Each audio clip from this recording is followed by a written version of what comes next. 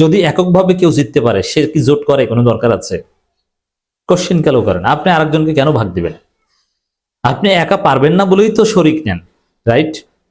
কোন একটা জমি যদি আপনি একা রাখতে পারেন, কোন একটা জমি যদি আপনি একাই করতে পারেন বাড়ি, তাহলে কি আপনি ভাগিদার নেবেন? না। ভাগিদার কখন নেবেন? যে এত টাকা দিয়ে একা বাড়ি করা সম্ভব না, আমরা 6 জনে করি। বিষয়টা এরকম না। এখন বিএনপি বলছে, মহাসচিব, ব্যর্থ মহাসচিব মির্জা ফখরুল ইসলাম আলমগীর বলছেন যে বিএনপিকে শক্তিশালী মোর্চা গঠন করতে হবে, মানে জোট গঠন করতে হবে। কেন ভাই? জামাতের সাথে তো আমরা একা পারবো না। এই ফিলিংস থেকে, এই রিয়ালিটির বিশ্বাস থেকে। এখন বিএনপির শেষ বর্ষা হচ্ছে এখন জামাত বিরোধী জোট। একা একা তো পারবেই না, কারণ এটা কিন্তু অলরেডি ছাত্র দল শুরু করে দিয়েছে। আপনারা দেখেছেন যে 4টা বড় বিশ্ববিদ্যালয়ে ছাত্রদল গোহারা হেরেছে, ধরা খেয়েছে, এককভাবে নির্বাচন করেছে শিবিরের বিরুদ্ধে, পারে না।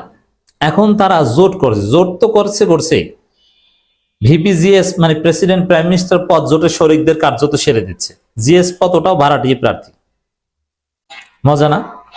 জোট করছে তো করছেই, জোটের শরিক হিসাবে ছোট দলের মতো আচরণ করছে নিজেরা।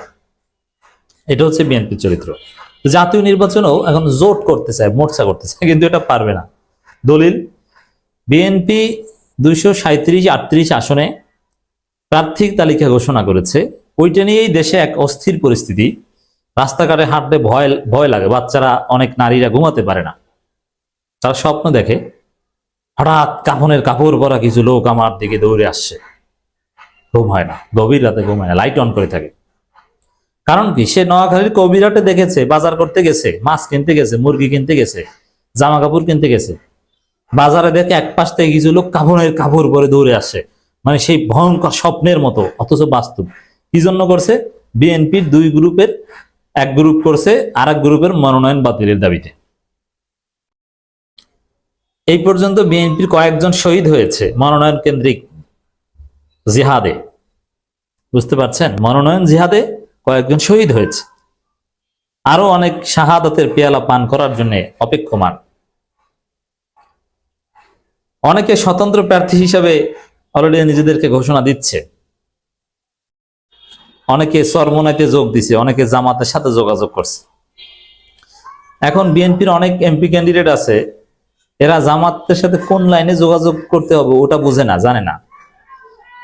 কারণ এলাকায় যদি সরাসরি যোগাযোগ করে তাহলে তো এটা লিক হয়ে যাবে। তা আমার সাথে যোগাযোগ করে যে ভাই কাউকে বলবেন না, এমন জায়গায় যোগাযোগ করে দেন যে ফাইনাল হওয়ার আগে কেউ লিক করবে না। হাইকমান্ডে যোগাযোগ করে দেন। 2 জন লোকের কথা আমি বলবো না, নাম বলবো না, যেহেতু বিশ্বাস করে বলেছেন আমি বিশ্বাস রাখবো। এবং তার হেভিওয়েট প্রার্থী। এই হচ্ছে বিএনপি, নিজেরাই তো নিজেদেরকে ম্যানেজ করতে পারে না। তাদের গ্রুপেই তো ম্যানেজমেন্ট করতে পারে না, একক প্রার্থী দিতে পারে না, সেখানে জোট করবে কিভাবে? তো বিএনপি যে শেষ ভরসা জামাতের বিরুদ্ধে জোট, ওইটি তো ব্যর্থ হচ্ছে, পারবে না। আন্দালিব রহমান পার্থের লোকজন জোটের অন্যতম প্রভাবশালী শরিক। সেই আন্দালিব রহমান পার্থের লোকজনকে পিটিয়ে হাত পা মাথা মোথা ফাটিয়ে দিয়েছে। জোনায়েদ সাকি জোটের অন্যতম প্রভাবশালী শরিক হওয়ার কথা বিএনপির। সেই জোনায়েদ সাকির বিরুদ্ধে ঝাড়ু মিছিল। ভিপি নূর জোটের শরিক হওয়ার কথা। অলরেডি তো ছাত্রদল, ছাত্র অধিকার পরিষদ জোট হয়ে গেছে জগন্নাথ বিশ্ববিদ্যালয়। সেই ভিপি নূরকে পিটিয়ে এলাকা ছাড়া করেছে বিএনপি। ওরা নিজেদের পিটায়, জোটের শরিককে পিটায়, জুতা মিছিল করে, ঝাড়ু মিছিল করে, অবাঞ্ছিত ঘোষণা করে। মাহমুদুর রহমান মান্নাকে বগুড়ায় তার নিজ এলাকায় অবাঞ্ছিত ঘোষণা করেছে বিএনপি, যে ঢুকতে দেওয়া হবে না। নবীনগরে, ব্রাহ্মণবাড়িয়া নবীনগরে মনোনয়ন বঞ্চিত 7 প্রার্থী এক মঞ্চে এসে আন্দোলন করছে।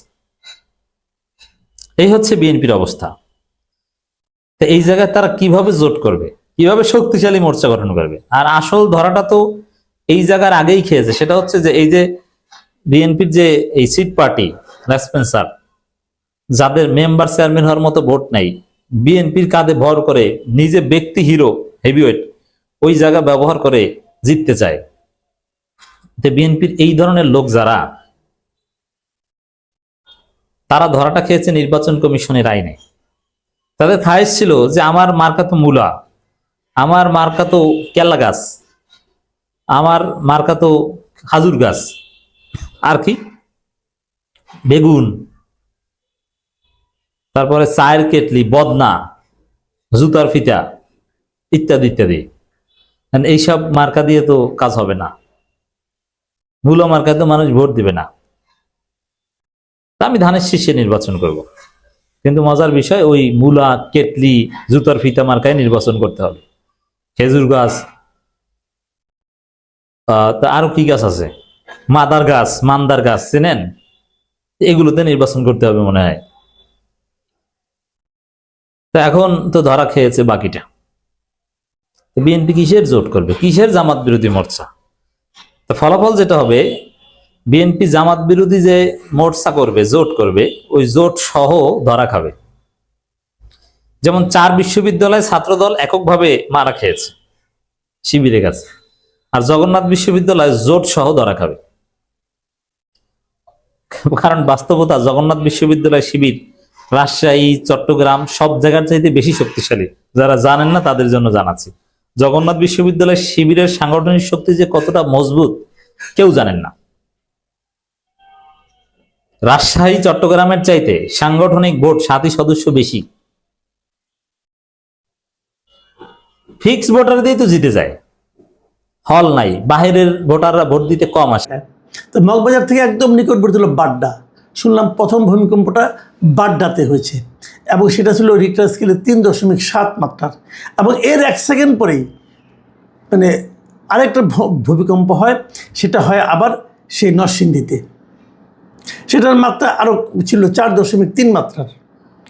তার মানে কি 30 ঘন্টার মধ্যে 4 বার।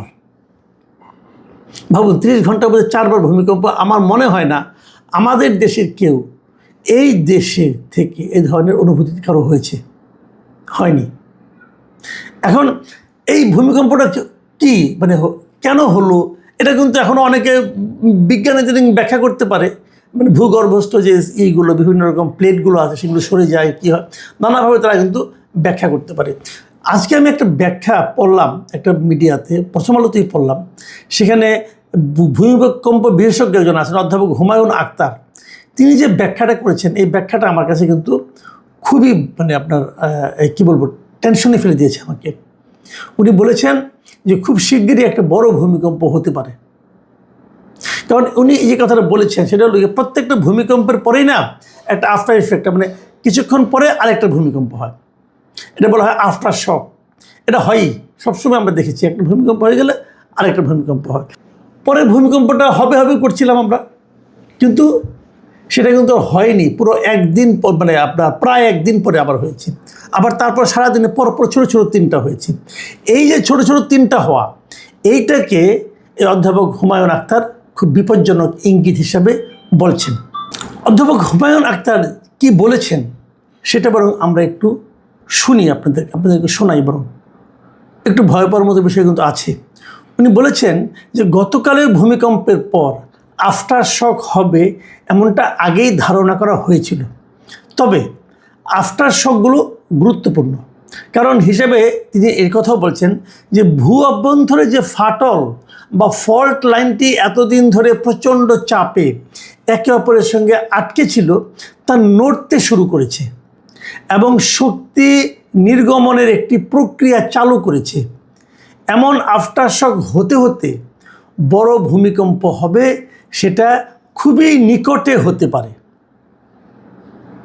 মানে এটা যদি হয়, আপনি ভাবেন যদি খুবই নিকটে এরকম একটা বড় ভূমিকম্প হয়, কি হবে আমাদের।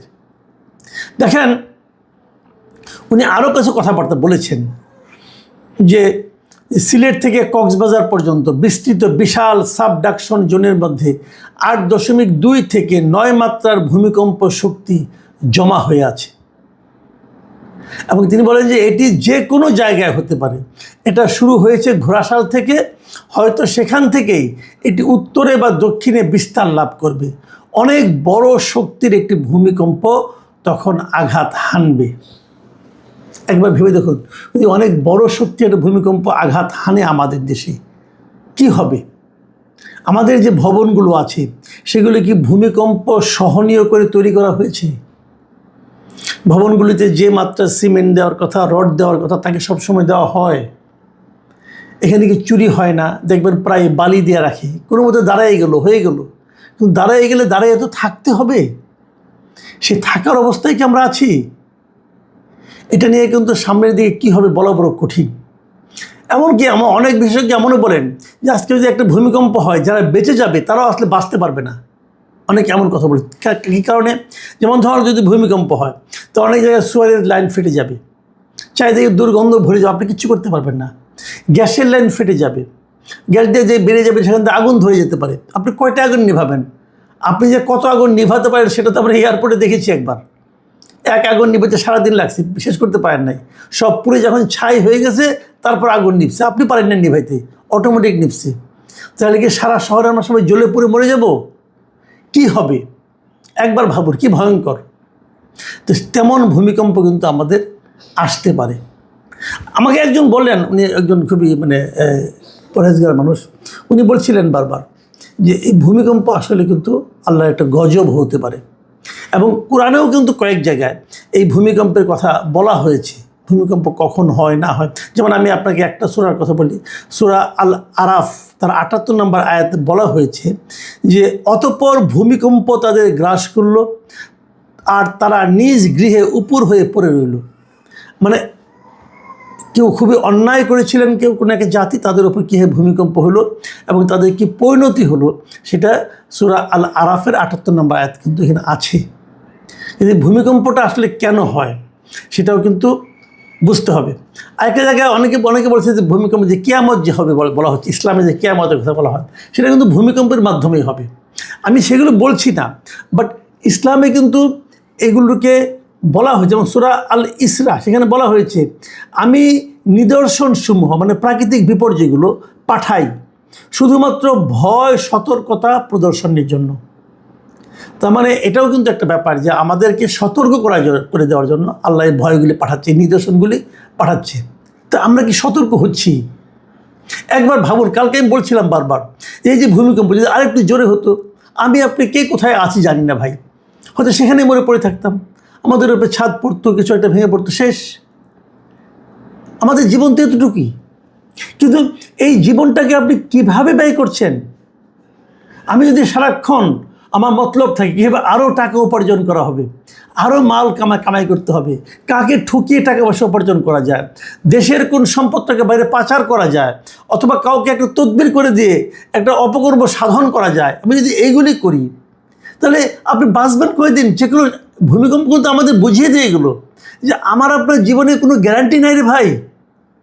আপনি 30 বছর মেয়াদি চিন্তা করতেছেন, 30 বছর পরে আপনি কি করবেন? অথবা এমন একটা ভবন বানাবেন 30 বছর পর লোকে বলবে যে রাজপ্রাসাদ বানানো হয়েছে। সেদিন একজন আমাকে বলতেছিলেন যে কোনো একটা আবাসিক এলাকার কথা। ভুটানের শাসক এইখানে এই মুহূর্তে বাংলাদেশে সবগুলোকে যদি আমরা একসাথে যোগ করি, 1+2+3 বা 3×9 বা যাই বলি না কেন, কারণ রাজনীতিবিদেরা বিভিন্ন লেবাসে আসে, রাজনীতিবিদেরা বিভিন্ন লেবাসে ফিরে যায়, এটাই স্বাভাবিক। তো আমার কাছে মনে হয় এখানে আসলে সেফ এক্সিট যেটা আপনি বলতেছেন, আমার ধারণা তারা সেফ এক্সিট খুঁজতেছে, কোনো সন্দেহ নাই। কারণ ক্ষমতার কুর্সিটা হচ্ছে বাঘের পিঠ বা সিংহের পিঠ, সেখানে একবার বসা যায় নিজের ইচ্ছায়, কিন্তু নামাটা তো সহজ না, কারণ সেই ক্ষমতার বাঘটাকেই তাকে খেয়ে ফেলে, এটাই স্বাভাবিক। আমরা দেখেছি যে আওয়ামী লীগের এত বড় সংগঠন, তাদের এত অঙ্গ সংগঠন, এত কিছু থাকার পরেও শেখ হাসিনাকে জীবন বাঁচানোর তাগিদে দিল্লিতে চলে যেতে হয়েছে। তাহলে যার এই মুহূর্তে সবচাইতে এই মুহূর্তে আওয়ামী লীগের পরিবেশ পরিস্থিতি খারাপ, তারপরেও তার 35-40% জনসমর্থন রয়েছে, তারপরেও তাকে ভয়ে থাকতে হয়। তাহলে ডক্টর ইউনূসের তো কোনো লোক নাই, জন নাই, আত্মীয় স্বজন তার পাশে নাই, এমনকি তার যে গ্রামীণ ব্যাংক সেটাও তার পাশে নাই। সুতরাং আপনি কি করে আশা করেন যে সে সেফ এক্সিট চাইবে না? স্বাভাবিক চাইবে, আমরা জানি। কিন্তু আমার প্রশ্ন হচ্ছে, আমার যেটা ধারণা যে তিনি সেফ এক্সিট চাইলেও বাংলাদেশের জনগণ তাকে সেফ এক্সিট দেবে কিনা, that is a big question, কোনো সন্দেহ নেই। আর আপনার সাথে আমি শুরুতেই ভুলে গেছি, বাংলাদেশে যারা এই মুহূর্তে ভূমিকম্পে যারা নিহত হয়েছে সেই পরিবারদের প্রতি তাদের শোক জ্ঞাপন করতেছি, এবং সেই সাথে যারা উদ্বিগ্ন আছেন তাদের সাথে আমিও তাদের উদ্বিগ্নতা সামিল। কোনো সন্দেহ নাই আমার দেশে এই ধরনের ঘটনা ঘটতেছে।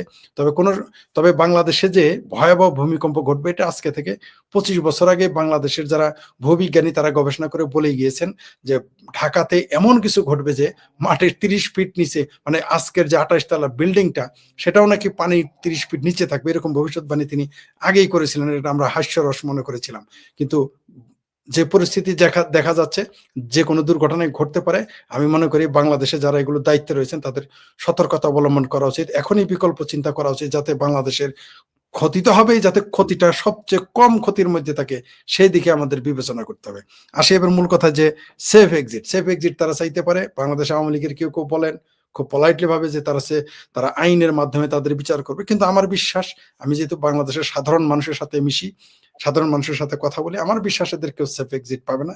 তাদের কপালে খুব দুঃখ আছে, যেটা আপনার এখানে আমি প্রথম এসেছি, তাই অনেক ভাষা হয়তো সংযত বলতে হবে। তো আমি স্বাভাবিক ভাষায় বলি, বাংলাদেশের পাবলিক তাদের পেটে পাড়াতে নারী ভুড়ি বের করে ফেলবে। ওই সেফ এক্সিট তাদের দিবে না। বাংলাদেশের কোনো আইন আদালতে তাদের আপনি বিচার করতে পারবেন না। তারা এত অপরাধ করে ফেলেছে, তারা কখনো নিজের ইচ্ছায়, কখনো অনিচ্ছায় বা বিদেশি প্রভুদের কথা মানে বাস্তবায়ন করতে গিয়ে তারা এত অপরাধ করে ফেলেছে, বাংলাদেশের জনগণ তাদের ক্ষমা করবে না। জি, আমি এই জায়গাটায় আরেকটু গভীরে যেতে চাই যে অনেকেই বলেন, যেমন আমাদের এই কোয়েশনে নির্বাচন মিলে না, আমরা নির্বাচন দেখি না, কিন্তু তারপরেও নির্বাচনী ঘোড়া ছুটছে, এটা অস্বীকার করার উপায় নেই। বিএনপি দেশে যারা রাজনীতি করছেন, সক্রিয় রাজনীতি করছেন, বিএনপি, জামাতে ইসলামী, বিএনপির সাথে জোটবদ্ধ যে দলগুলো, ইসলামী দল, চরমনাই পীর সাহেবের, এনসিপি অতটা, আমি আসলে শুধু ডক্টর ইউনূসের পরিচয় এনসিপি পরিচিত, তাকে গ্রহণযোগ্য অতটা গুরুত্বপূর্ণ না বললেও দেশে যারা একটি পলিটিক্স দল কার্যত পলিটিক্স করছে তারা সবাই নির্বাচন, হ্যাঁ একটা বড় অংশ নির্বাচনের বাইরে। কিন্তু আপনার কাছে কি বিশ্লেষণ, কি তথ্য যে এই নির্বাচন শেষ পর্যন্ত যদি হয় কেমন হবে, সেটার ক্রিয়া প্রতিক্রিয়া কি, এবং শেষ পর্যন্ত কি সেটা আওয়ামী লীগ বিহীন নির্বাচনই হচ্ছে কিনা? নির্বাচন তো এই দেশে হওয়ার সম্ভাবনা খুব ক্ষীণ, তারপরে হলে সেটা অবশ্যই আওয়ামী লীগ ভিন্ন নির্বাচন হবে। কারণ আওয়ামী লীগ যদি নির্বাচন করে অনেকের ক্ষমতায় যাওয়ার খায়েশ মাঠে মারা যাবে। সুতরাং আওয়ামী লীগকে তো তারা নির্বাচন করতে দেবে না যদি নির্বাচন হয়। অলরেডি আমরা শুনেছি যে শুধুমাত্র আওয়ামী লীগ নিষিদ্ধ করে নয়, ছাত্রলীগ নিষিদ্ধ করে নয়, নৌকা মার্কা নিষিদ্ধ করে নয়, আওয়ামী লীগের কার্যক্রম নিষিদ্ধ করেই তারা থামেনি। তাদের যারা সহকারী শক্তি, সহযোগী শক্তি, তারাইও বলতেছে যে আওয়ামী লীগের লোকজন স্বতন্ত্র ইলেকশনও করতে পারবে না, তাদের এত ভয়। তো এখানে বোঝাই যাচ্ছে যে তারা আওয়ামী লীগ বিহীন একটি নির্বাচন করবে। নির্বাচন যদি তারা করেই ফেলে, সেই নির্বাচন না জাতীয়ভাবে না আন্তর্জাতিকভাবে গ্রহণযোগ্যতা পাবে বলে আমি বিশ্বাস করি না। কারণ আওয়ামী লীগের নির্বাচনই যদি গ্রহণযোগ্যতা না পায়, সেখানে তো কোনো দলকে সে নিষিদ্ধ করছিল না।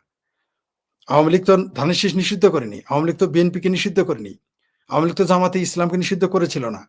সুতরাং বা কোনো দলকে তারা নিষিদ্ধ করে নাই। তারা জাতীয় পার্টিকে যেমন এখন সহযোগী হিসেবে, আওয়ামী লীগের সহযোগী হিসেবে জাতীয় পার্টিকে নিষিদ্ধ করতে চায়, তেমনি জামাতের সহযোগী হিসেবে তো অন্যান্য দলকে নিষিদ্ধ করেনি আওয়ামী লীগ। সেই নির্বাচনে যদি অগ্রহণযোগ্য হয় জাতীয়ভাবে এবং আন্তর্জাতিকভাবে, সেটাকে যদি বলা হয় দিনের ভোট রাইতে হয়েছে, তাহলে এই ভোট তো রাইতেও করার এরা সাহস পায় নাই। আমরা 16 মাসে দেখি নাই, আমরা দেখতেছি না তো। এমনকি BNP, Awami League vote rigging করেছে, আওয়ামী লীগ ভোট জোর করেছে, কারচুপি করেছে, আমরা শুনেছি কিছু কিছু জায়গায় কথা সত্য। কিন্তু তারা কিন্তু বলে নাই যে আমরা বিএনপিকে নির্বাচন অংশ নিতে দিব না, কিন্তু আওয়ামী লীগকে তা করা হচ্ছে।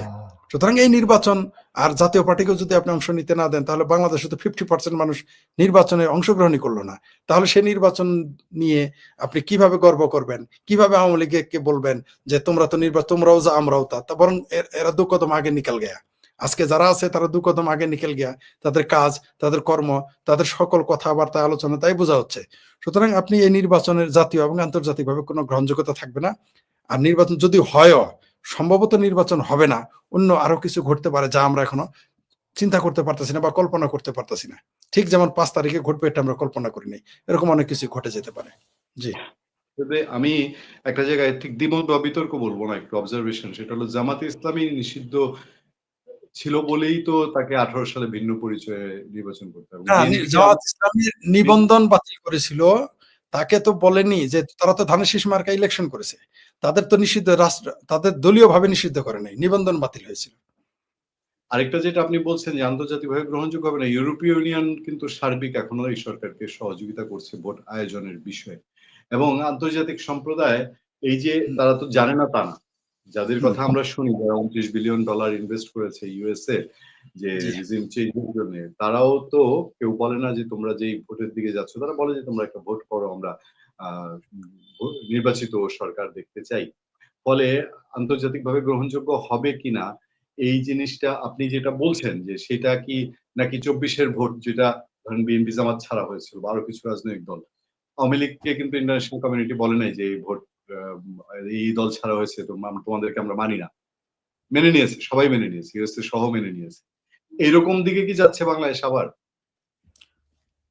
তখন মেনে নিয়েছে কারণ আওয়ামী লীগ একটি বৃহত্তর শক্তি, আপনি আওয়ামী লীগকে অ্যাভয়েড করতে পারেন না, তাই মেনে নিয়েছে।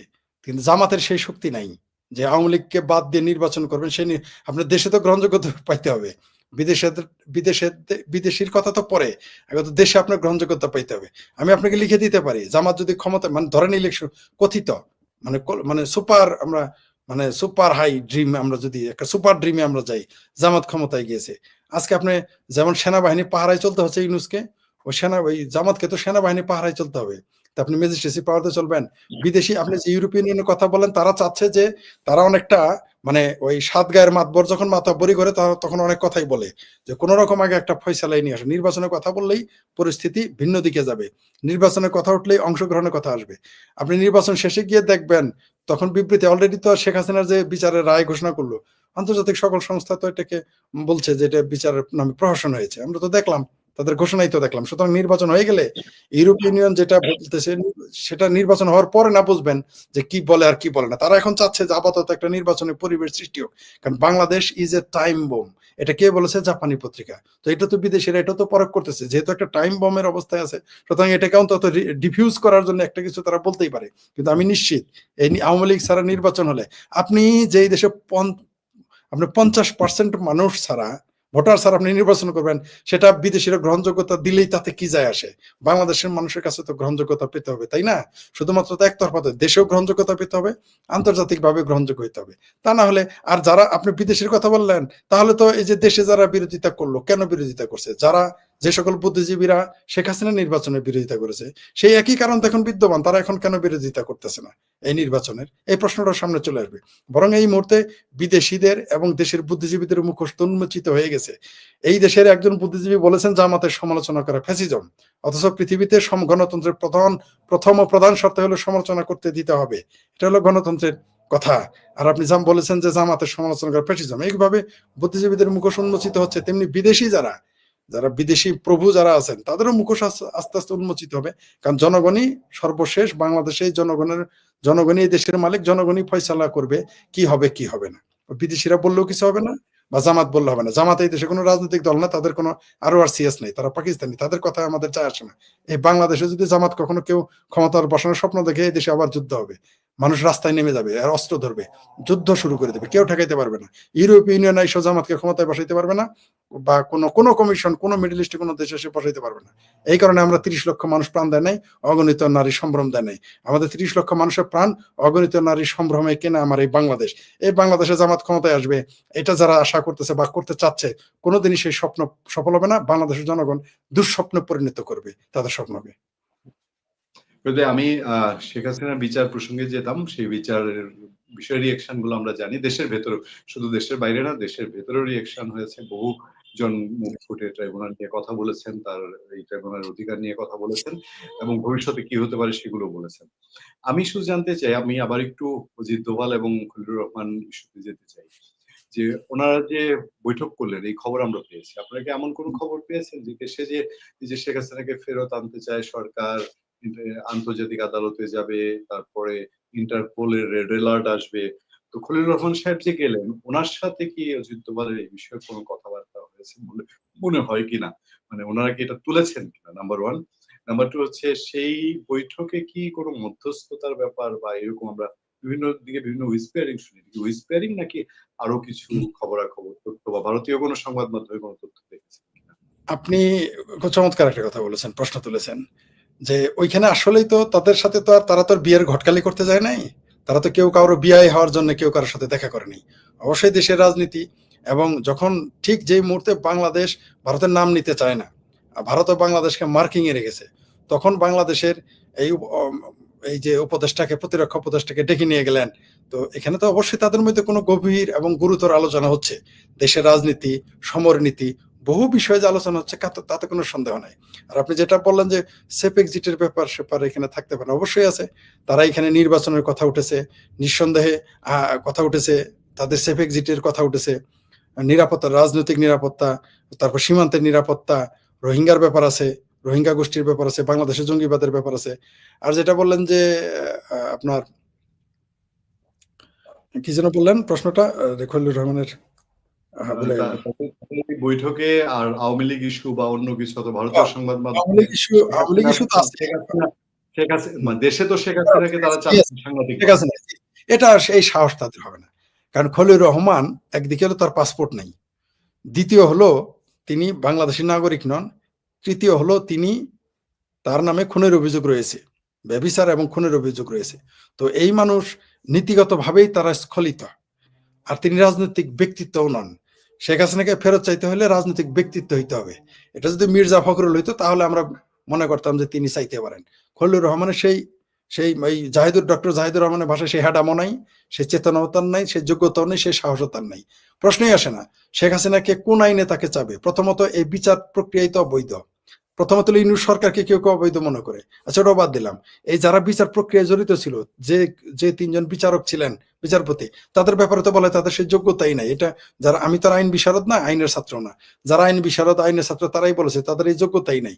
সুতরাং যেখানে বিচারটাই প্রশ্নবিদ্ধ, যেখানে আবু সাইদকে গুলি করে মেরেছে বলা হয়েছে, তাহলে আবু সাইদের পোস্টমর্টম রিপোর্ট দাখিল করতে পারে নাই। যেখানে তারা পোস্টমর্টম রিপোর্ট দিতে গড়িমসি করতেছে, সেখানে কোনো সাক্ষী পায়নি।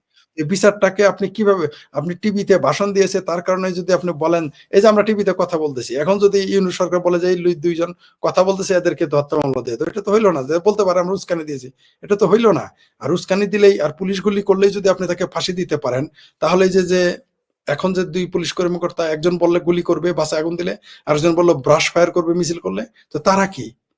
এবং তারা এখন বলতেছে এগুলো পুলিশের আইনে লেখা আছে। যদি তার কথা সত্যি হয় তাহলে শেখ হাসিনাকে আপনি কিভাবে ফাঁসি দিবেন? আর ভারতের তো এই নীতিই নাই।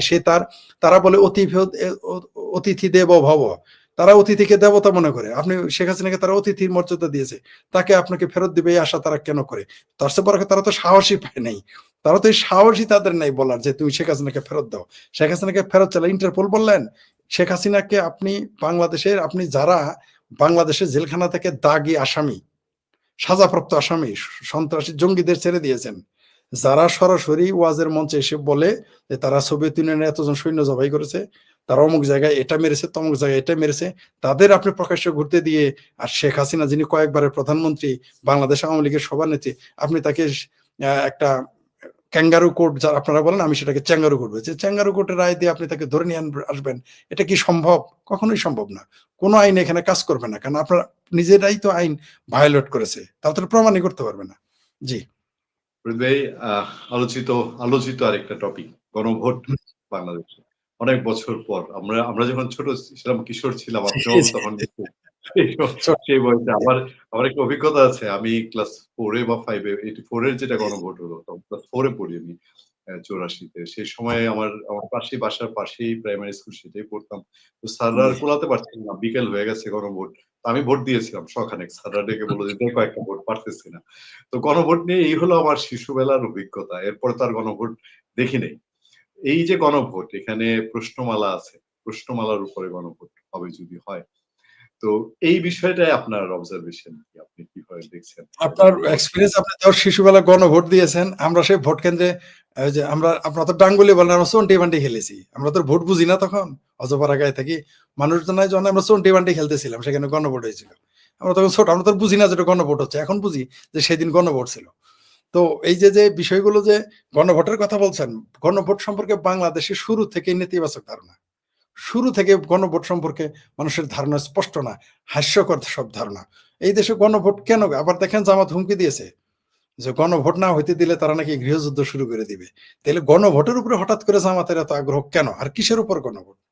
আপনি যতগুলো লিখেছেন এই গণভোট, এগুলো একই সাথে একই ব্যক্তি যে লম্বা বাক্য এক একটা, একই সাথে অর্ধেক সে একমত হইতে পারে, দ্বিমত হইতে পারে, ওইখানে কিভাবে ভোট দিবে? গণভোট কোনোদিন এইভাবে হয়? আর এদের বুদ্ধি তো জিয়াউল হক, এই যে পাকিস্তানের যে সামরিক শাসক, ওই যে জিয়াউল হক পাকিস্তানের, এবং জিয়াউর রহমান, এদের সমান আকল তো এদের নাই যারা এখন ক্ষমতায় আছে।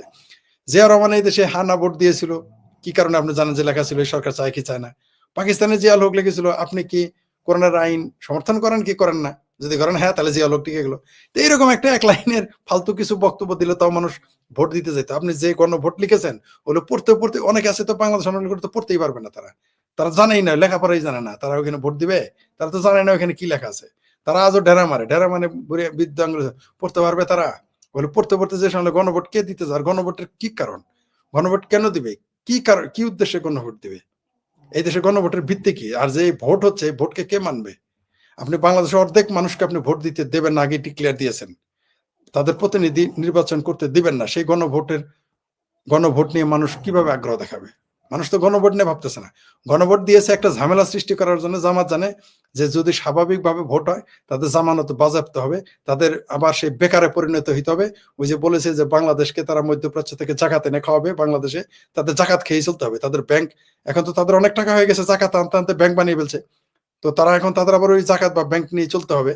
তো তার জন্য তারা এগুলো গণভোট কখনো সামনে আনে, কখনো পিআর আনে, সিআর আনে, আরো কত কিছু সামনে আনবে দেখবেন। আর আদৌ ভোট হবে কিনা, that is a big question. সুতরাং এগুলো নিয়ে আলোচনা করা, আমার ধারণা যে বাংলাদেশের মানুষ এই যে তথাকথিত গণভোট হতে যাচ্ছে, এগুলো বাংলাদেশের মানুষ থোড়াই কেয়ার করে, এগুলো ভাবতেছে না।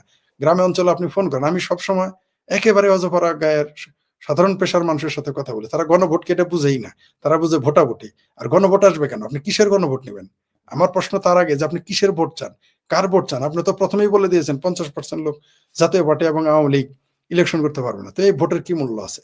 জি, ভাই, শেষ টপিক, এই সরকারের সময়ে আমরা কিছু কমেন্ট করবো দর্শকদের, যদি অনুমতি দেন আমি কয়েকটা কমেন্ট একটু পড়ে নিতে পারি। অসংখ্য কমেন্ট আছে, সব পড়া সম্ভব না। আজ নদীতে নুরুল আলম তিনি বলছেন যে আজ নদীতে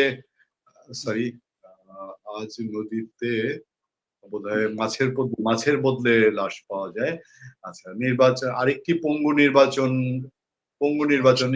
খেলার ভার এই জাতি নিতে পারবে বলে মনে হয় না। একটা ফেয়ার খেলা হোক, একটা সমাধান হোক। অনয়েক একটা আইডি থেকে লিখেছেন, সারা দেশ নরকে পরিণত করেছে সরকার। খায়রুল ইসলাম। দেন হচ্ছে নুরুল আলম লিখেছেন, দেশের জনগণের কোনো নিরাপত্তা নাই, এই ভয়াবহ অবস্থা থেকে দেশকে বাঁচান। তারপর আমি খুব ক্ষুদ্র অংশ থেকে পড়ছি। কেউ নির্বাচন না দিলে বা নির্বাচনে কোনো দলকে নিষিদ্ধ করলে মনকে বুঝ দেওয়া যায়, কিন্তু দিনের ভোট রাতে করিয়ে ফেলা 2018 সালের নিশিরাতে নির্বাচনে পাতানো নির্বাচনকে কিভাবে মনকে বুঝ দেওয়া যায়? একজন দর্শক তিনি 18 ভোট নিয়ে প্রশ্ন তুলেছেন, জোরালো প্রশ্ন। শেখ হাসিনার বিচার করতে পারবে না, শেখ হাসিনা বীরের বেশি ফিরবে ইনশাল্লাহ, এটা খায়রুল আলম সাহেব বলছেন। এরকম অসংখ্য কমেন্ট পড়তে গেলে রাত কাবার হবে। আমি যে বিষয়টা যেতে যাচ্ছিলাম সেটা হচ্ছে যে এই সরকারের দুজন মানে ঈশ্বরের উপদেষ্টা মহল তো খুবই শুরু থেকেই খুব আলোকিত, হ্যাঁ, এবং সেটাকে আরো আলোকিত, গ্লোরিয়াস করেছেন দুজন ছাত্র উপদেষ্টা। নাহিদ ইসলাম সরে গেছেন, তারপরে আসিফ মাহফুজ আলমের চেয়েও আসিফ মাহমুদ সজীব ভুঁইয়া, তিনি সাংঘাতিক ভাবে আপনি জানেন যে তিনি ওই যে হাঁসের মাংস না পেয়ে ওয়েস্টার্নে খেতে যান এবং তার এলাকায় বরাদ্দ, এই সেদিন খবর আসলো তিনি 3টি নির্বাচনী আসনে তিনি স্পেশাল বরাদ্দ দিয়েছেন। এই যে গ্লোরিয়াস টিমটা, এই টিমটা সম্পর্কে তাদেরই এক সময় সহযোদ্ধা মাহমুদ সাহেব, বোধহয় টিভি থেকে তাকে বহিষ্কার করা হয়েছে, মাহমুদ নামে এক ভদ্রলোক বললেন যে ডক্টর ইউনূসকে আহ্বান জানিয়েছে ছাত্র উপদেষ্টারা যেন পালিয়ে যেতে না পারে। তো হঠাৎ করে এই ছাত্র উপদেষ্টারা একটা সময় অনেকে মনে করতো যে নতুন মুখ এসছে, বাংলাদেশে আওয়ামী লীগ বিএনপি বহু জ্বালিয়েছে, দুই দলই ক্ষমতায় গেল, সেই সুখ তো মিলল না, তো এই ছাত্ররা বোধহয় কিছু একটা করে দেখাবে। তো তাদের এই 15 মাস পরে যে এইসব আলোচনা, এইগুলোকে আপনি কি চোখে দেখেন? শোনেন, যে দেশের এরা যে এরকম হবে এটা আমরা তো আগেই জানি, বা আপনিও জানেন, যাদের অভিজ্ঞতা আছে তারা জানে।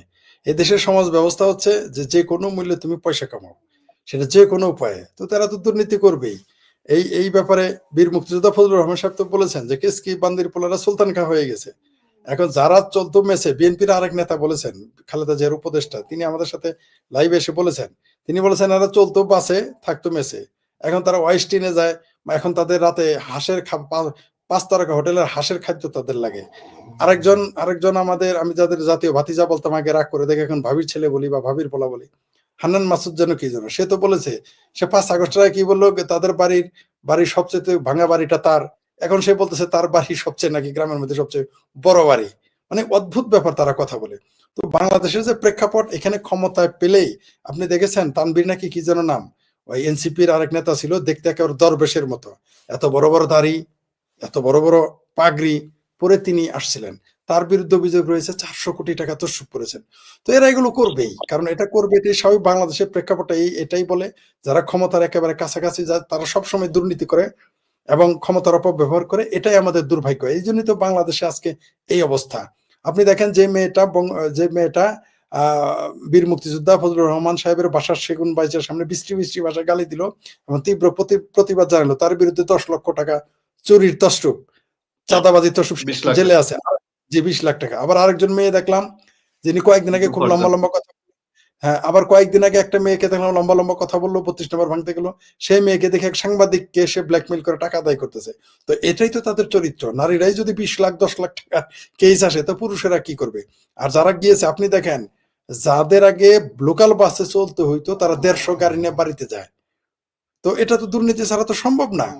যেখানে বিএনপির একজন উপদেষ্টা, খালেদা জিয়ার উপদেষ্টা বলেছেন, তিনি 20 বছর যাবৎ বাসা ভাড়া করে থাকেন, নিজের বাড়ি নাই, তিনি এখনো প্রাইভেট কার তার নাই, তিনি বন্ধুদের গাড়ি হাওলাত নিয়ে চলে আসেন বা মাঝে মাঝে গাড়ি ছাড়া আসেন। তো সেই ব্যক্তি তাহলে 20 বছর রাজনীতি করার পরেও তার এই যোগ্যতা হয় নাই, অথচ এবং তিনি 90-এর গণঅভ্যুত্থানের বড় একজন নেতা, অথচ আমাদের এই বীর মুক্তিযোদ্ধা ফজলুর রহমান সাহেবের ভাষায় কেসকি বান্দির পোলারা 150 গাড়ি নিয়ে বাড়িতে যায়। তো এগুলো আপনি দুর্নীতি ছাড়া তো সম্ভব না। তারা কমিশন বাণিজ্য, ব্যবসা বাণিজ্য, প্রমোশন, হুমকি ধামকি, মামলার ভয় দেখানো, মব সন্ত্রাসের মাধ্যমে, বাংলাদেশে তো এখন মব সন্ত্রাস আয়ের ভালো উৎস, চমৎকার একটা উৎস। চাঁদাবাজিতেও পুষে না, মব সন্ত্রাস চাঁদাবাজি 100 গুণ শক্তিশালী। শুধু একটু ভয় দেখালেই হবে, তোমার নামে লোক যাবে, মব করতে যাবে। আমার মনে হয় ফজলুর রহমান সাহেব ছাড়া সবাই চাঁদা দেওয়া শুরু করেছিলেন, তাছাড়া উপায় ছিল না, কারণ এরা তো আপনি টিকতেই পারবেন না। আমরা জানি যে 20 কোটি টাকা দিয়েও লেনদেন হয় চাকরি ব্যবসার জন্য। তো এগুলো তো হবে। আমরা এও দেখলাম যে যারা একটি পত্রিকায় চাকরি করতো, তারা এখন পত্রিকার মালিক হয়ে গেছে, টিভি চ্যানেলের মালিক হয়ে গেছে। একটা ইউটিউব চ্যানেল চালানোর মতো আমার অ্যাবিলিটি নাই, এডিটর রেখে, আমার এত জনপ্রিয়তা, তারপরেও আমার পক্ষে, আমার মুরদে কোলায় না যে 30,000 টাকা বেতন দিয়ে একটা এডিটর রেখে আমি ইউটিউব চ্যানেল চালাই, সেই মুরদ আমার নাই। আর আমার 2 শুক্র 8 দিন এনসিপি গ্যাং এর সাথে জড়িত হয়ে তারা টিভি চ্যানেলের মালিক হয়ে যায়। তো এটা তো দুর্নীতি ছাড়া তো সম্ভব না, এটা দুর্নীতির করার মাধ্যমে সম্ভব। এটা হবে বাংলাদেশের চারিত্রিক বৈশিষ্ট্য, এটা বাংলাদেশের দুর্ভাগ্য। এটা আপনি যে কথাটা বললেন, এরা এরা এটা করবে, এরা ওই যে বানের পানির মতো, বানের পানিতে ছোট মাছগুলো যায় বেশি, লাফালাফি করে বেশি, এরা পাগল হয়ে গেছে, উন্মাদ হয়ে গেছে। ক্ষমতা পেয়ে এরা ক্ষমতার সঠিক ব্যবহার করতে পারতো। আপনি যেটা বললেন, বাংলাদেশের মানুষ আশা করেছিল, আশা বেশি মানুষ করে নাই, সবাই জানে যে ক্ষমতায় গেলে দুর্নীতি করবে, কিছু মানুষ হয়তো আশা করেছিল, কিন্তু এদের তো নৈতিক চরিত্র নাই, রাজনৈতিক আদর্শ নাই, এদের তো সে উদ্দেশ্যও ছিল না। তারা এসেছিল চাকরি নিতে, চাকরি করতে এসে, তারা সোজা কথায় যদি বলি, তারা দারোয়ানের চাকরি নিতে এসে তারা দারোগা হয়ে গেছে। তো যে লোকটা দারোয়ানের চাকরি নিতে এসে দারোগা হয়ে গেছে, সে তো আকাম কুকাম করবে, এটাই স্বাভাবিক। বরং তারা কমই করেছে, এরা ভবিষ্যতে থাকলে আরো কিছু করবে। তারা সেফ এক্সিটের জন্য তাদের সুইস ব্যাংকে এখন টাকা চলে। আপনি দেখেন এই সুইস ব্যাংকে টাকা এখন কিভাবে যায়, এখন তো তারা ক্ষমতায়, এখন তো এখন শেয়ার বাজারে 1 লাখ কোটি টাকা কোথায় যায়, এখন তো দরবেশ বাবা নাই, এখন তো আওয়ামী লীগ ক্ষমতায় নাই। তাহলে এই টাকাগুলো কোথায় যাচ্ছে, কার পকেটে যাচ্ছে, এটা তো আমরা বুঝি। একটা মানুষকে আপনি শুনলে অবাক হয়ে যাবেন, আমার পরিচিত এক পুলিশ অফিসারের কাছে 20 লাখ টাকা নেওয়া হয়েছে, আমার পরিচিত আরেক রাজনীতিবিদের কাছ থেকে প্রায় 50 লক্ষ টাকা নেওয়া হয়েছে, আমার পরিচিত আরেক রাজনীতিবিদের কাছ থেকে 40 লক্ষ টাকা নেওয়া হয়েছে। তো এগুলো একজনই নিয়েছে, একজন। তাহলে আরো তো কেউ নিয়েছে তাদের কাছ থেকে। আমার জানা মতে আমার পরিচিত ব্যক্তিদের জমি দখল করার ব্যবসা শুরু করে দিছে, এখন জমি দখলের ব্যবসা রমরমা।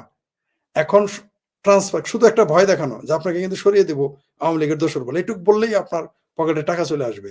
তো এই সুযোগটা তো তারা নিবেই, কারণ এদের নৈতিক চরিত্রই তো এই। আপনি দেখেন যে একটা ছেলে 2বার 3বার করে চাঁদাবাজি করে ধরা পড়ে, হান্নান মাসুদরা সেটা ছাড়াইতে যায়, আমার জাতীয় ভাতিজারা যারা সরকারে আছে তারা ছাড়াইতে যায়। কেন যায়? পার্সেন্টেজ তো পায়। কেউ তো বলে যে যমুনাতেও নাকি এই পার্সেন্টেজ যায়, আমরা শুনি এরকম, সত্য মিথ্যা জানি না। তো এটা স্বাভাবিক, কারণ মাথায় যদি পছন্দ হয় তাহলে না পুরো শরীর ধ্বংস হয়ে যায়। তো এখন তাই হয়েছে। তো এই দেশে যারা এই মুহূর্তে দুর্নীতি করতেছে, এটা তাদের বললামই তো যে তারা আসছিল দারোয়ানের চাকরি নিতে, হয়ে গেছে দারোগা। তো এখন ধরাকে সরাগান করবে, কেসকি বান্দির পোলারা সুলতানকা হয়ে গেলে যা করে এরা করতেছে, করতে থাকবে, এটাই স্বাভাবিক। কারণ তাদের কোনো রাজনৈতিক আদর্শ নাই। যারা এখন ডক্টর ইউনূস 17 নভেম্বর শেখ হাসিনার রায়কে ঘিরে বাংলাদেশের মানুষকে ওই জায়গায় বিজি রেখেছে, অন্যদিক দিয়ে বন্দর বিদেশিদের হাতে তুলে দিয়েছে। টকশোতে বিএনপির অনেক নেতাদের দেখতে পেয়েছি সমালোচনা করতে ডক্টর ইউনূসের, এবং জামাতের বলেন এবং অন্যান্য দলের সকলেই ডক্টর ইউনূসের সমালোচনা করছে।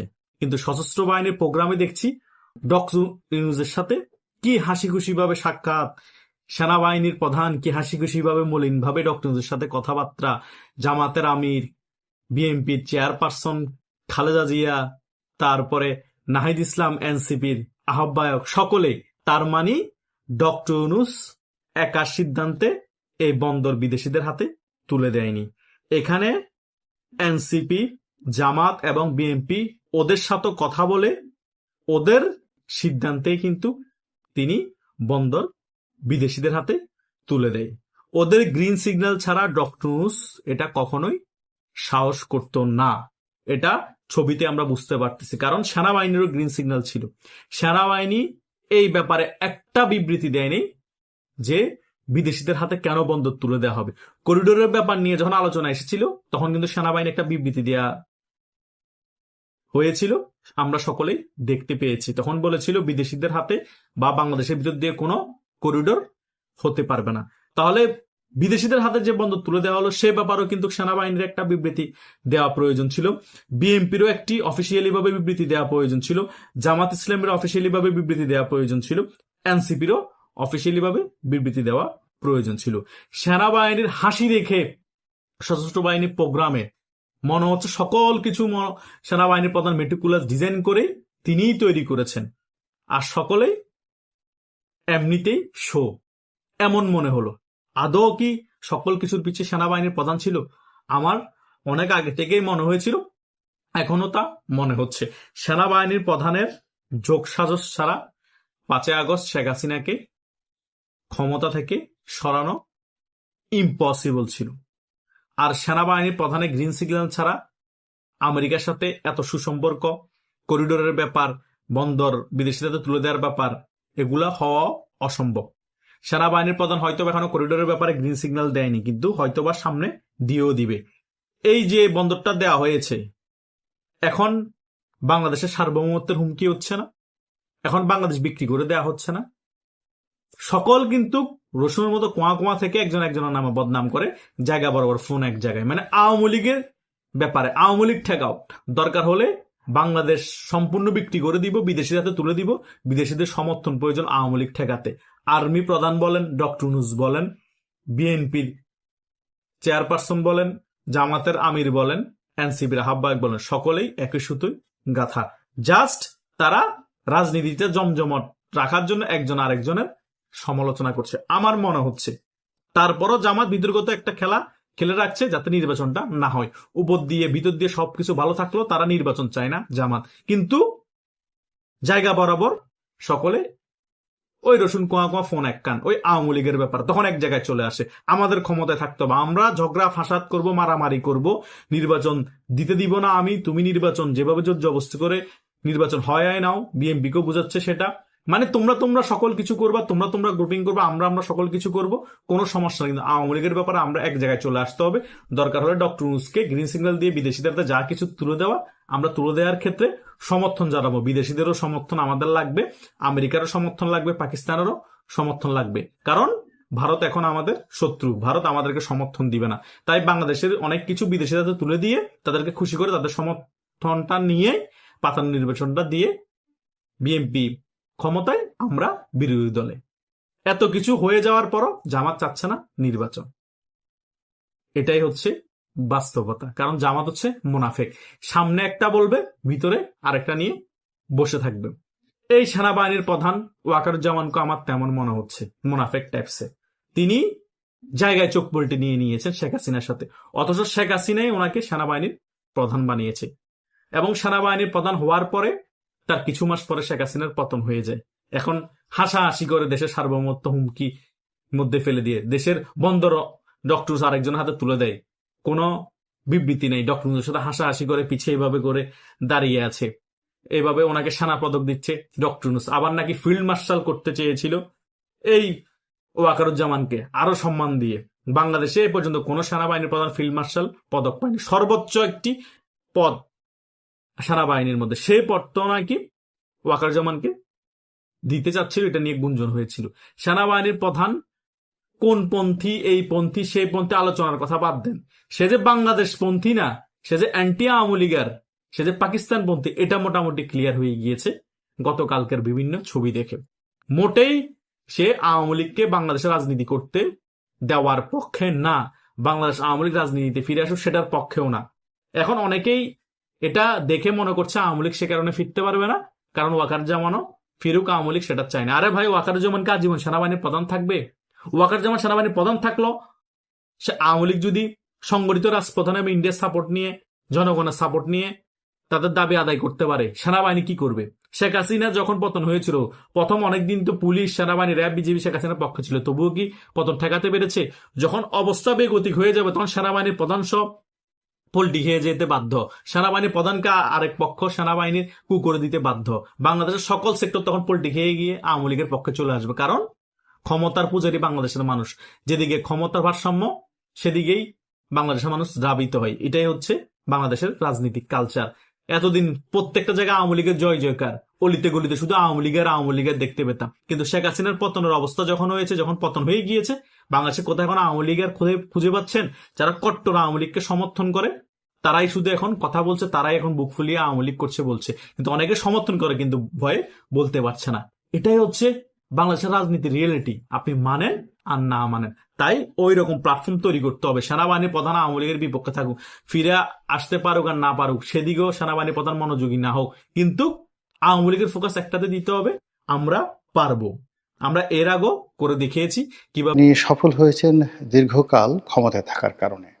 অন্যথায় যদি স্বাভাবিক প্রক্রিয়াতে তিনি যেভাবে বিচার শুরু করেছিলেন, যুদ্ধ অপরাধীদের বিচার, তো ওটা যদি স্বাভাবিক গতিতে চলতো, স্বাভাবিক গতিতে চলেছে, কিন্তু যদি রাজনীতিটা স্বাভাবিক গতিতে চলতো, সেক্ষেত্রে 2014 সনের যে নির্বাচন, সেই নির্বাচনে আওয়ামী লীগ ক্ষমতায় আসতো না, ক্ষমতায় আসতো বিএনপি। আর ক্ষমতায় যদি বিএনপি আসতো, তাহলে চিন্তা করুন যে 2014 সন পর্যন্ত কারোরই কিন্তু ফাঁসির আদেশ হয়নি। ফলে ওই সময় যে রাজনৈতিক যে মামলাগুলো হয়েছিল, সেই মামলাগুলো থেকে জামাতের সব নেতারা মুক্তি লাভ করতেন। আবার 2019 সনে বা 2018 সনে যে নির্বাচনটা হলো, সেই নির্বাচনে আওয়ামী লীগ আবার ক্ষমতায় আসতো বিএনপির পরিবর্তে। এর কারণ হলো আমাদের দেশে যে ট্রেডিশন, একবার আওয়ামী লীগ একবার বিএনপি, এটাই একটা স্বাভাবিক প্রক্রিয়া। তখন তারা আবার সেই মামলাগুলো পুনরুজ্জীবিত করার চেষ্টা করত, কিন্তু 5 বছরের মধ্যে তারা স্বাভাবিক প্রক্রিয়াতে তারা এইভাবে সাজা দিতে পারতো না। তো এই জিনিসগুলো, অর্থাৎ আইসিটি মামলাতে জামাত নেতাদের যে ফাঁসি হয়েছে, বিএনপি নেতাদের যে ফাঁসি হয়েছে, এটার একমাত্র কারণ হলো 14 থেকে 24 পর্যন্ত টানা 10টি বছর শেখ হাসিনা যে নিজ হাতে ক্ষমতাগুলো পরিচালনা করতে পেরেছেন, এর ফলে সেই তার জামানাতে যে রাজনৈতিক মামলাগুলো, সেই মামলাগুলোতে একটা নতুন ইতিহাস তৈরি করেছে। তো শেখ হাসিনার সেই যে যাকে বলা হয় তার যে অভিজ্ঞতা, বা তার জামানাতে যেভাবে বিচার ব্যবস্থা চলেছে, সেই বিচার ব্যবস্থায় একটি মামলাকে পূর্ণতা দেওয়ার জন্য বহু বছর অপেক্ষা করতে হয়েছে। যে মামলা তিনি শুরু করেছিলেন সেই 2010 সনে, দেখা গেল যে জামাতের নেতা এটিএম আজহার সাহেব, তার সাজা তখনও কার্যকর হয়নি। তো এমনকি এই যে ধরুন মৃত্যুদণ্ডপ্রাপ্ত আসামি ছিলেন লুৎফুজ্জামান বাবর, কিংবা আরও কয়েকজন যারা ছিলেন 21 আগস্টের গ্রেনেড হামলা মামলাতে আব্দুল সালাম পিন্টু, সাবেক মন্ত্রী, তো তারাও কিন্তু দেখেন এই রাজনৈতিক পট পরিবর্তনের সঙ্গে সঙ্গে তারা জেলখানা থেকে বের হয়ে গেছে। তো এজন্য যেটা বর্তমান সরকার তারা যেটা করছেন, তারা খুব দ্রুত এবং তাড়াতাড়ি তাদের তথ্য প্রমাণ সহকারে এই বিচারগুলো নিষ্পন্ন করার চেষ্টা করছেন। এবং যেহেতু যারা পলাতক, আছেন বা যারা অনুপস্থিত আছেন, দেশের বাইরে আছেন, তারা জানে যে তাদেরকে কিছু করা যাবে না। কিন্তু তাদের কবজাতে যারা আছেন, যেমন সালমান এফ রহমান আছেন, জুনায়েদ আহমেদ পলক আছেন, দীপুমণি আছেন, তারপরে সাবেক আইনমন্ত্রী, দুজন আইনমন্ত্রী, একজন সেই অ্যাডভোকেট কামরুল এবং অ্যাডভোকেট আনিসুল হক। তো ওনাদেরকে যদি সেই জামাত নেতাদের মতো করে ফাঁসিতে টানানো যায়, তাহলে আওয়ামী লীগের মধ্যে একটা কান্নার রোল পড়ে যাবে, তাদের মধ্যে একটা আতঙ্ক ছড়িয়ে পড়বে, সবাই ভীত সন্ত্রস্ত হয়ে পালাতে থাকবে। যে জুলুম এবং অত্যাচার বা যে বিরূপ পরিস্থিতি জামাত মোকাবেলা করতে পেরেছে, তার 100 ভাগের 1 ভাগও আওয়ামী লীগের নেতাকর্মীদের পক্ষে এই মুহূর্তে সেটা মোকাবেলা করা সম্ভব না। এর কারণ হলো প্রায় 15 বছরের একটি অভ্যাস। তারা ধমক দিতে অভ্যস্ত, ব্যবসা বাণিজ্য ছিনিয়ে নিতে অভ্যস্ত, অভাব কাকে বলে, অভিযোগ কাকে বলে, তারা সেই জিনিসগুলো দেখেনি। ফলে এই যে রাজনৈতিক পট পরিবর্তন, এই পট পরিবর্তনে এখন তাদের সবার মধ্যে রীতিমতো হাহাকার তৈরি হয়েছে। দেশের বাইরে যারা পালিয়ে গেছেন বা চলে গেছেন তাদের সংখ্যা খুব অল্প, এবং যারাই গেছেন তারা আমাদের দেশের যে রাজনীতি, সেই রাজনীতির যে ইতিহাস, তাতে করে একবার যদি কেউ পালিয়ে যান, দ্বিতীয়বার সে রাজনীতিতে পুনর্বাসিত হতে পারে না। এমনকি দেখুন, বিএনপির যে সকল নেতা বা নেত্রী তারা গত 15টি বছরে পালিয়ে গেছেন, তারা কিন্তু রাজনীতিতে নেই, এবং 2-1 ফেরত এসছেন, যারা সেই 2006 থেকে 2001 থেকে 2006 পর্যন্ত অত্যন্ত গুরুত্বপূর্ণ ভূমিকা পালন করেছেন। বেগম জিয়ার খুব কাছের ছিলেন, কিন্তু তারা পালিয়ে গেছেন। তারা বাংলাদেশে এসেছেন, কিন্তু মূল ধারা রাজনীতিতে তারা কেউ ফিরতে পারছেন না। বাংলাদেশে বিএনপি রাজনীতি তারাই করছেন যারা বাংলাদেশে ছিলেন, জেল জুলুম হুলিয়া অত্যাচার ভোগ করেছেন। অন্যদিকে জামাতের লোকগুলো পালিয়েছিলেন ঠিকই, কিন্তু তারা দেশের বাইরে যাননি। ফলে বাংলাদেশের যে আবহাওয়া, প্রকৃতি এবং পরিবেশ তাদের মুখস্থ, এবং তারা এই ক্ষেত্রে তাদের যে এক্সপার্টিস, বিশেষজ্ঞতা, সেটা বিএনপির চেয়ে বেশি। ফলে দেখুন, পরিবর্তিত একটা পরিস্থিতিতে সবচেয়ে ভালো পারফর্ম করছে জামাত। সেটা ভালো হোক মন্দ হোক, সেটা তাদের প্রতিপক্ষ বলতে পারবে, কিন্তু কৌশলতা, কর্মকৌশলতা, অ্যাচিভমেন্ট এবং দক্ষতা এবং সমাজের উপর প্রভাব প্রতিপত্তি স্থাপনের ক্ষেত্রে এই মুহূর্তে জামাতের কোনো বিকল্প নেই। তো সেই দিক থেকে আওয়ামী লীগের যে সকল নেতারা দেশের বাইরে পালিয়ে গেছেন, প্রথমত ধরে নিতে হবে যে তারা রাজনীতিতে ফিরে আসছেন না, ফিরে আসার সম্ভাবনা খুব অল্প।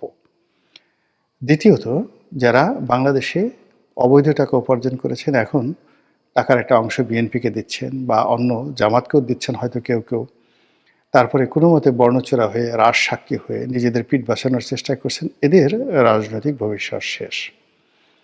অন্যদিকে আওয়ামী লীগের যে সকল সাধারণ নেতাকর্মী যারা রয়েছেন, তারা নেতৃত্বের মূল ফর্মে আসতে যদি সব কিছু স্বাভাবিকভাবে থাকে, তাহলে অ্যাটলিস্ট 12 থেকে 15 বছর লাগবে নতুন একটা নেতৃত্বের অবস্থা তৈরি করার জন্য।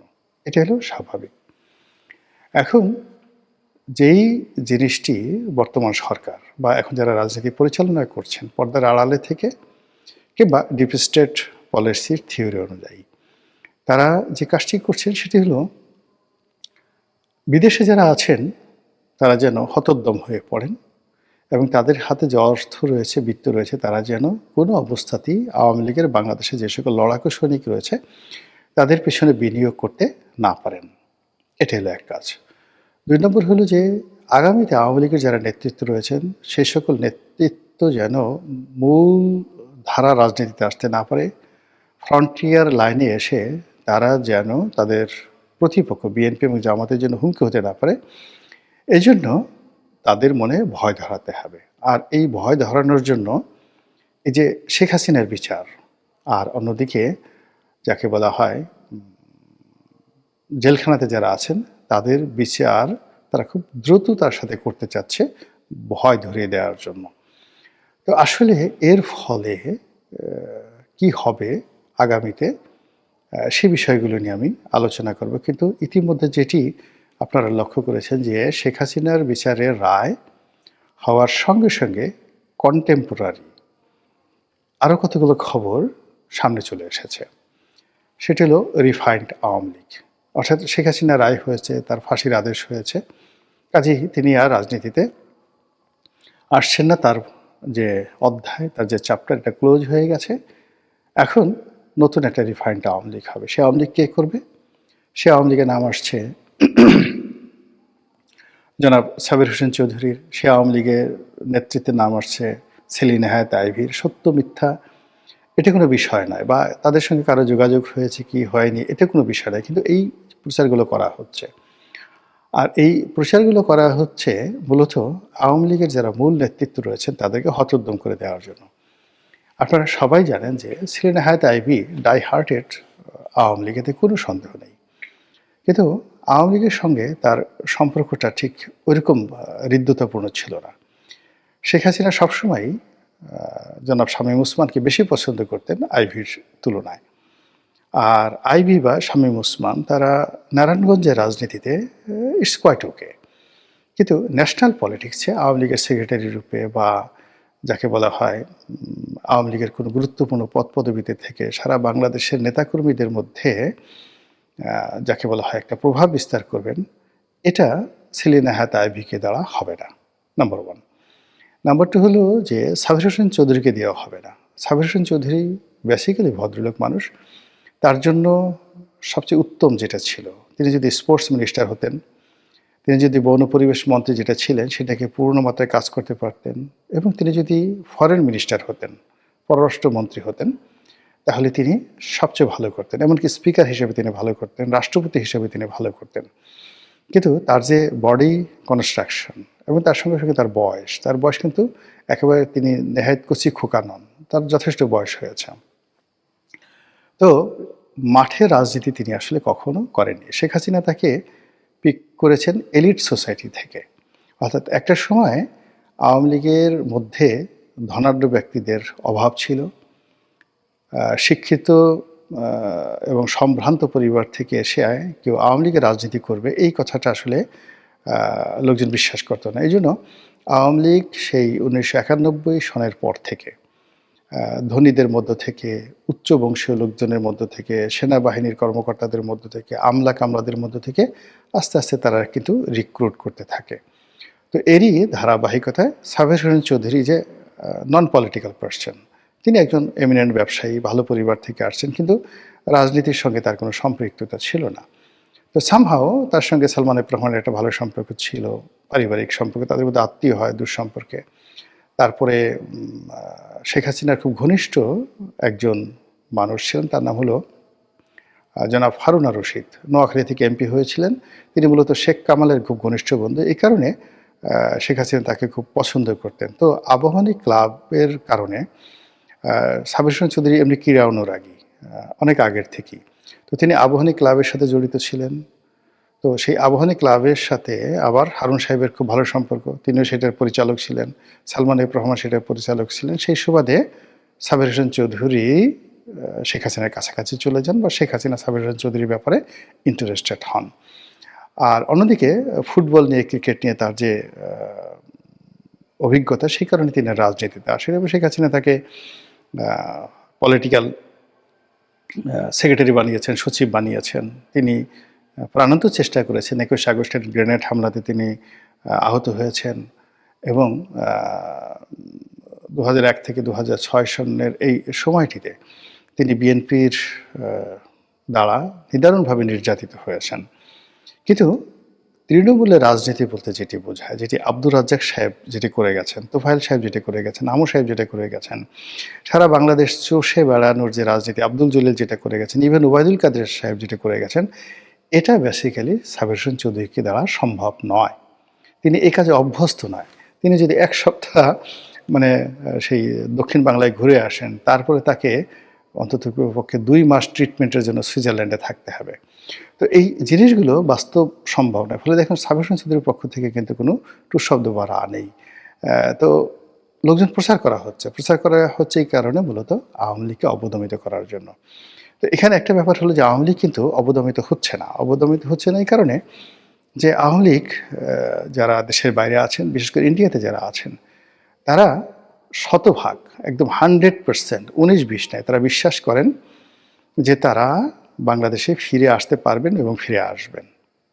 দ্বিতীয়ত তারা বিশ্বাস করেন যে ভারতের সাহায্য ছাড়া বাংলাদেশে কেউ রাষ্ট্র ক্ষমতা পরিচালনা করতে পারবে না, কেউ ক্ষমতায় থাকতে পারবে না, আর ভারত কোনো অবস্থাতেই আওয়ামী লীগের বিকল্প অন্য কাউকে তারা গ্রহণ করছে না বা করবে না। তো এই কারণে কি হলো দেখুন, এই রায় ঘোষণার পরে আওয়ামী লীগের যে তৎপরতা, এই তৎপরতা কিন্তু আগের যে কোনো সময়ের চেয়ে বেড়ে গেছে এবং আগামীতে আরও বাড়বে। ওই যে 32 নম্বরে এক যাকে বলা হয় ডাকসুর নেত্রী, তিনি সেই যে তৎপরতা দেখিয়েছেন, তার জবাবে তার ময়মনসিংহের বাড়িতে কে বা কারা আগুন লাগিয়ে দিয়েছে। তো এই ঘটনার সঙ্গে আওয়ামী লীগ জড়িত না সেটা পরের বিষয়। ব্যাপার হলো এটা কিন্তু যথেষ্ট আতঙ্ক তৈরি করেছে। ফলে 32 নম্বরে যারা গিয়েছেন তাদের সবার মধ্যে আতঙ্ক ছড়িয়ে পড়েছে। কাজেই এই যে আওয়ামী লীগ জানে, যেহেতু তারা রাষ্ট্র ক্ষমতা চালিয়েছে, যেহেতু তারা দীর্ঘদিন বিরোধী দলে থেকেছে, এবং এই যে ভারতে তাদের যে নির্বাসন, এই নির্বাসনটা এটা বলতে গেলে চতুর্থ দফা নির্বাচন। পাকিস্তান জামানাতে আইয়ুব খান যখন শাসন ক্ষমতায় এলেন 1957-এ, তখন আওয়ামী লীগের একটা বিরাট শ্রেণী কিন্তু সীমান্ত পাড়ি দিয়ে ভারতে চলে গিয়েছিল, এটা প্রথম। দ্বিতীয়ত মুক্তিযুদ্ধের সময় একটা বিরাট অংশ গিয়েছিল। তৃতীয়ত গিয়েছিল হলো ওই